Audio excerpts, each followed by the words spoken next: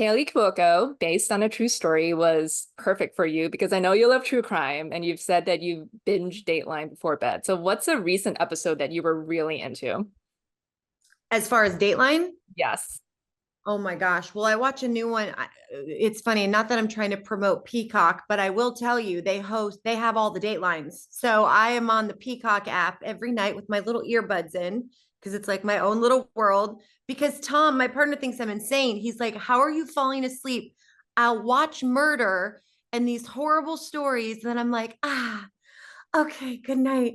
So when this show came around, I was like, this is made for me.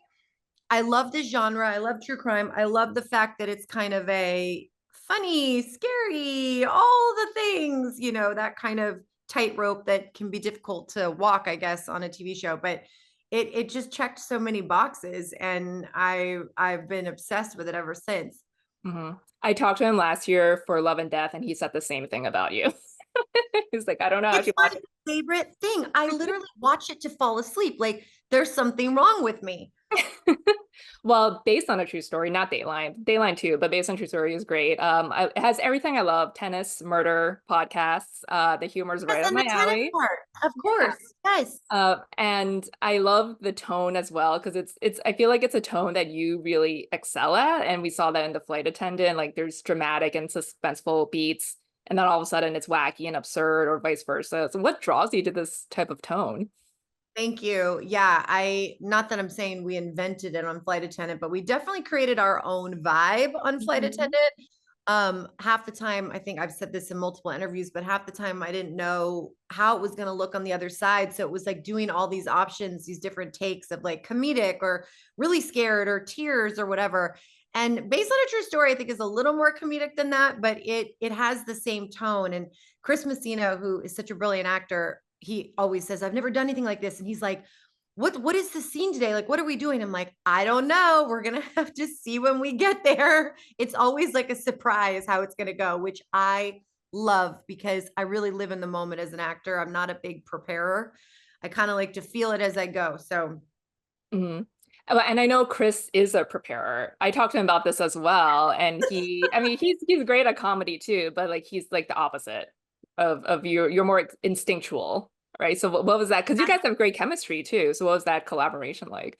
he is a brilliant actor all around. He can do comedy, drama, cool indies, big films. I mean, he really can do it all, but he'll say to you that this sort of tone he's never done before. So he's constantly acting like he doesn't know what's going on. But we do laugh because he is so prepared. He's got like his notes and he's got books and like I know he talks to his coach on the way home. I mean, this guy is like on it, and I make him crazy because half the time I don't know what we're shooting. Half the time I'm like, we're gonna feel it when we get there. And he's like, let's rehearse. I'm like, no rehearsal. Let's do it in the moment. He's like freaking out.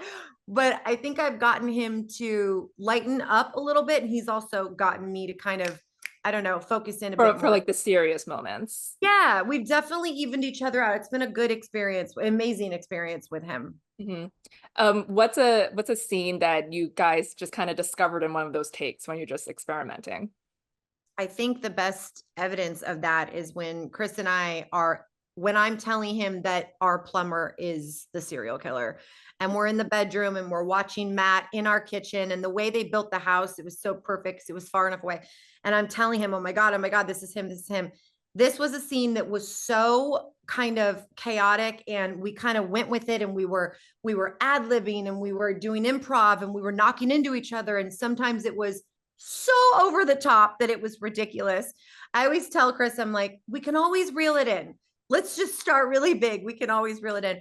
But that scene was a very good example of, I think, all the moments in one and having to play so many things at once. hmm Well, you guys also have great chemistry with Tom Bateman, Matt, the plumber, and I love all of your scenes in which he is in the power position and he's explaining stuff to you like murder. Yes. So, but what are shooting those kind of scenes like? Because you guys, it's mostly reactionary from you and Chris. Yeah. No, I know. A lot. It's funny. Tom, who we love, he's fantastic. I actually think he has the hardest job on this show because he plays this awful human being, but you kind of have to fall in love with him and he has to be charming enough that he's enjoyable and that you're like, oh my God, they're hanging out with him. And it's a tough line to walk. So we were laughing the whole time. A lot of this show is listening and reacting and things being so crazy. And I told them, I said, the weirder it feels, the better it's going to look on screen. Like the better this is going to come off. And if it's feeling a little crazy, it's working. Mhm. Well, we're rooting for like all three of you essentially because you two are exploiting murders to kind of, you guys are in a rut and you also need money too. And then we're rooting for him because he's also really, like you said, charming. And I love that in the finale when he's just having that Zoom session with his fellow serial killers I to mean, try to it's get so a sad outrageous. ending. No, Yeah. I know. We're definitely fighting for all these people because, by the way, this couple, Ava and Nathan, are just as bad at this point as this killer. They are involved. They have been hiding this guy. They have lied. They have hidden a body. Like there's a lot of questions that need to be answered this season, which we do. But it was it was ridiculous. Like I said, the more crazy it's feeling, the more hilarious this is going to be. You kind of have to just dive into the deep end. Mhm. And I know the initial script had Ava and Nathan with kids, and they wrote in your real life pregnancy, which I thought was great because it really raised the stakes of their money problems and their desperation at the same time. And I also love how the pregnancy is kind of not really addressed in the show. Like, we know it's there and it's mentioned, but it's not like something that's like a major focus. And the show never acts like Ava can't do anything just because she's pregnant. So was that something you guys talked about too? It was actually the iterations were really crazy. So originally it was written, they had older kids. And I was like, I don't have older kids yet. So then they're like, you know what? We're going to have no kids. So then they were a couple with no kids. And that was actually what we agreed on. And then I had a meeting. I had a meeting with the team and I'm sitting there with the writer and our showrunner and I'm sitting there and I'm knowing what's going on. And I said, what if Ava's pregnant? And by the way, we're like a month out from shooting and they're like, oh, I don't know. And I'm like, what if Ava's pregnant? And I really like hit it home. And they all kind of looked around. They're like, oh my God, she's not pregnant. But you're right. It ended up being a brilliant part of the show because of the stakes. I also love that we never shined a light on it, like you just said. A lot of the times we see these pregnant characters and it's all about the cravings. And then that, like, this was like a total side note. I mean, half the time I forgot I was pregnant while I was shooting because it was so not a part of the story, but also it not being a part of the story was a big part of the story. It was like, we've forgotten what's important here, Mhm. Yeah. but we'll have to answer some questions with a baby this season. I mean, it has to come out sometime, but you have a great line when you say to Tori, I'm pregnant, I'm not paralyzed, which is Right.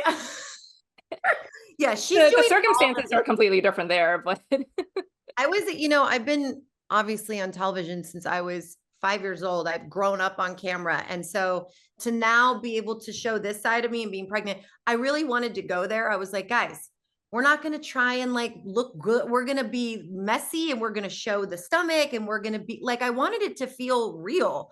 And I felt like it came off very, very real. Mhm. So what can you tease us about season two? Because we have a lot of cliffhangers. Ruby's dead. You guys were literally caught red-handed by Simon. Nat and Tori are hooking You up. know, well, spoiler, there's a baby. You give So, birth. It's oh my time. gosh, there will be a baby. Um, all those questions that are left that we leave everyone with at the end are going to be answered actually very quickly. And it opens some doors for some other stories. Ava is still obsessed. She's trying to be a mom now. She's trying to be like a good mom and like focus on the baby and nothing else. But she realizes very quickly that that is not, she loves her child, but she still has that side where she wants to be, living on the edge and watching all the things in the podcast and she wants to get back into that lifestyle. So, and Tom is still crazy and he's going to go off on his own adventure. Tom be Matt. And Nathan is still he wants to kind of bring the tennis back and he wants to be a star again. And they're kind of figuring that out. And, life just changes with a baby. So that adds a lot and you can imagine because Matt is in their lives that he has there's some babysitting scenes that are Um, painful. I mean, we've seen him with his son, so I'm sure he's great with a newborn. He Yeah. actually is. I hate to admit it. He actually, Well, I know you used to play tennis when you were younger, but ironically, Ava is not the former pro here. So could we see her play in season two? Like, No, I told them last year, I was like, you guys should have me play. This is my bread and butter. I Yeah. actually You do this. gave up a tennis career for acting. I definitely stopped playing, that's for sure. So I actually I don't know if they're gonna have that in the end of the season, but I did tell them. I think they're just afraid I'm gonna show everyone up and we're not gonna be You're able going to be to. better than Chris. That's the problem. Oh, he would tell you that. Yes. Yeah. Yeah. Ava should be the one giving Nat lessons. That would be amazing. You just wrote it, it's writing itself. Exactly. See. Well, Kaley, it was great speaking with you. Thanks so much for your time. Can't wait for season 2. Oh, you're so sweet. Thank you. Thank you so much.